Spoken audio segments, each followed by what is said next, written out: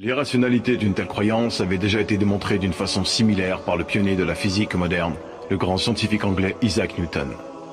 Il y a déjà plusieurs siècles, celui-ci avait réussi à faire comprendre à l'un de ses amis athées l'absurdité de sa croyance d'une manière très originale.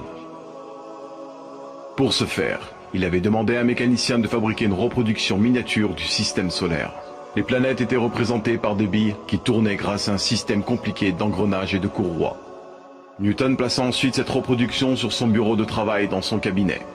Un jour, son ami athée entra dans la pièce et voyant cette superbe reproduction du système solaire, il fut très émerveillé et demanda qui l'avait fait. Newton, qui était en train de lire, leva les yeux et assura son ami avec le plus grand sérieux que personne ne l'avait fait, mais que c'était par le plus pur hasard que les éléments s'étaient rassemblés de la sorte. Son ami athée fut étonné et répliqua avec une certaine vivacité. « Tu dois me prendre pour un sot.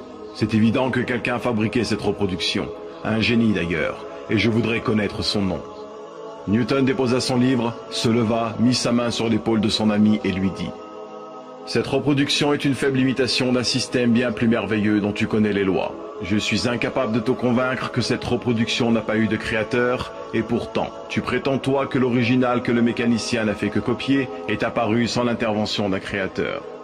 Explique-moi, je t'en prie. Par quel raisonnement es-tu arrivé à une pareille conclusion? Explique-moi, je t'en prie. Par quel raisonnement es-tu arrivé à une pareille conclusion?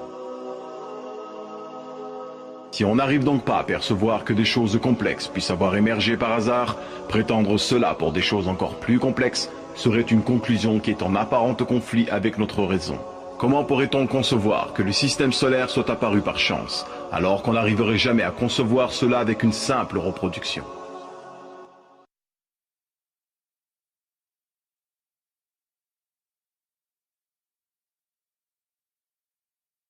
Dans son livre Les implications de l'évolution, le célèbre zoologiste britannique et partisan de la théorie de l'évolution Gerald Alan Kerkut mentionne: la première supposition de la théorie est que la matière non vivante a donné naissance à de la matière vivante.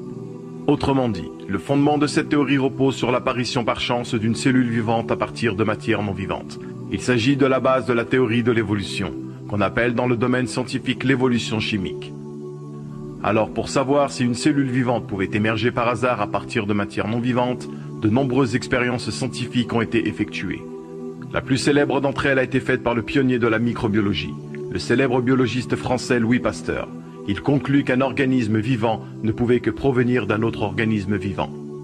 Par la suite, le grand médecin allemand Rudolf Virchow confirma l'expérience de Pasteur et conclua qu'une cellule vivante ne pouvait que provenir d'une autre cellule vivante du même genre. Ces expériences ont donné naissance à l'une des principales généralités de la biologie, la loi de la biogénèse.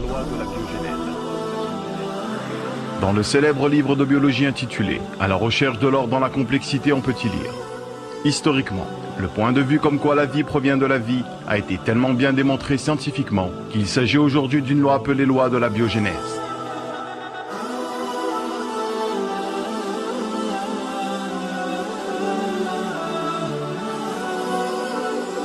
Il est donc impossible qu'une cellule vivante puisse avoir émergé à partir de matière non vivante par chance, car selon cette loi, une cellule vivante ne peut que provenir d'une autre cellule vivante. Le paradoxe est que les athées accusent souvent les croyants de baser leurs croyances sur la foi et non sur la science. Néanmoins, étant donné que les athées pensent que la loi de la biogénèse a été rompue dans le passé alors qu'ils n'en ont aucune preuve, ils basent donc leurs croyances sur la foi et non sur la science. Par ailleurs, une loi par définition ne peut être rompue car sinon ce ne serait plus une loi. Et en plus de tout cela, l'impossibilité d'une formation d'une cellule vivante se renforce encore avec la science des mathématiques. Voulez-vous connaître quelle est la probabilité pour qu'une protéine, l'élément de base d'une cellule vivante, puisse se former par des processus naturels aléatoires?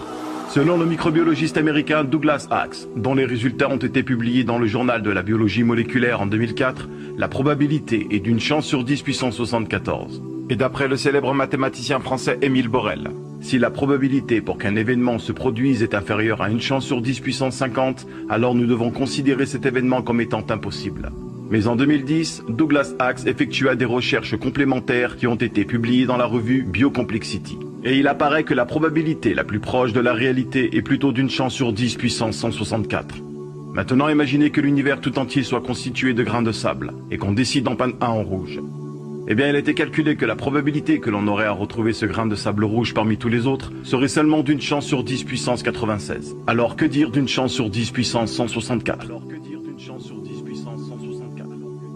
Et on parle ici que d'une seule protéine, alors que le plus petit organisme cellulaire qu'il existe est composé d'environ 400 protéines. Et étant donné qu'il existe environ 20 acides aminés dans une protéine et que 10 en moyenne sont identiques, cela nous fait une chance sur 10 puissance 5035 pour que l'organisme le plus simple qu'il existe apparaisse par chance. Cela reviendrait à la chance que vous auriez à deviner un code PIN de plus de 5000 chiffres d'une carte bleue du premier coup. Et ceci n'est valable que pour la plus simple des cellules vivantes qui comportent seulement moins de 400 protéines. Alors imaginez une cellule qui comporte quelques milliers de protéines comme la bactérie Escherichia coli qui compose environ 80% de notre appareil digestif. Le célèbre cosmologiste Fred Hoyle, qui renonça à son athéisme au cours de sa vie, déclara concernant l'origine de la vie: la notion comme quoi une molécule indispensable à la vie, mais aussi tout le système d'une cellule vivante ait pu apparaître par chance dans une soupe primordiale sur Terre est une absurdité d'un très haut degré. Le fondement de la théorie de l'évolution n'est donc pas supporté par la biologie ni par les mathématiques. D'une part car elle contredit la loi de la biogénèse, qui est l'une des lois fondamentales de la biologie, et d'autre part car il s'effondre avec les probabilités mathématiques.